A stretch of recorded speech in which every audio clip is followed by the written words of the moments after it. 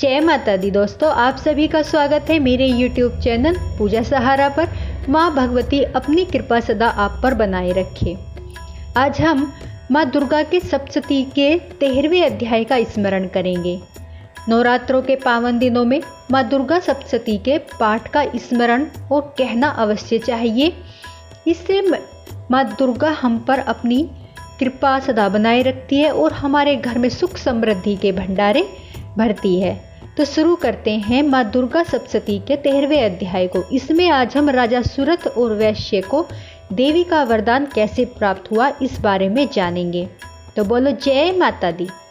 महर्षि मेधा ने कहा, हे राजन, इस प्रकार देवी के उत्तम महात्म्य का वर्णन मैंने तुमको सुनाया। जगत को धारण करने वाली इस देवी को ऐसा ही प्रभाव है कि ज्ञान को देने वाली है और भगवान विष्णु की इस माया के प्रभाव से तुम और यह वैश्य तथा अन्य विवेकी जन मोहित होते हैं और भविष्य में मोहित होंगे।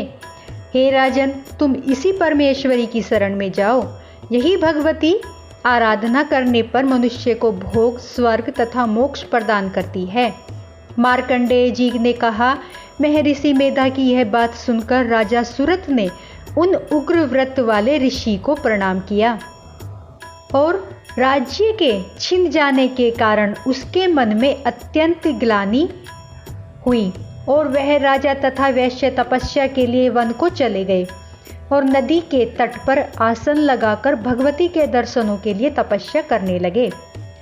दोनों ने नदी के तट पर देवी की मूर्ति बनाई और पुष्प, धूप, दीप तथा हवन द्वारा उसका पूजन करने लगे। पहले उन्होंने आहार को कम कर दिया, फिर बिल्कुल निराहार रहकर भगवती में मन लगाकर एकाग्रता पूर्वक उसकी आराधना करने लगे। वह दोनों अपने शरीर के रक्त से देवी को बलि देते हुए 3 वर्ष तक लगातार भगवती की आराधना करते रहे। 3 वर्ष के पश्चात जगत का पालन करने वाली चंडिका ने उनको प्रत्यक्ष दर्शन देकर कहा। देवी बोली, हे राजन तथा अपने कुल को प्रसन्न करने वाले वैश्य, तुम जिस पर वर की इच्छा रखते हो वह मुझसे मांगो। वह वर मैं तुमको दूंगी क्योंकि मैं तुम पर अत्यंत प्रसन्न हूँ।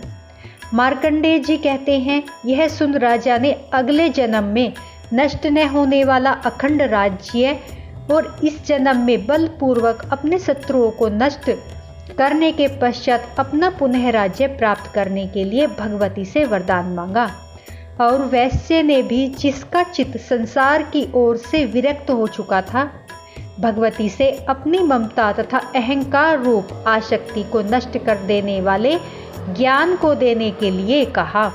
देवी ने कहा, हे राजन, तुम शीघ्र ही अपने शत्रुओं को मारकर पुनः अपना राज्य प्राप्त कर लोगे।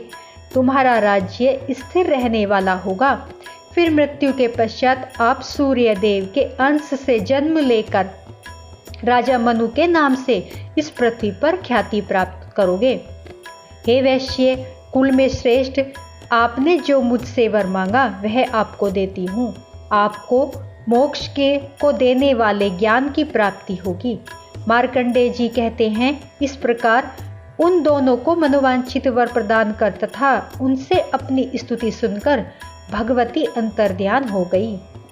और इस प्रकार क्षत्रियों में श्रेष्ठ वह राजा सुरथ भगवान सूर्य देव से जन्म लेकर इस पृथ्वी पर राजा मनु के नाम से विख्यात हुआ।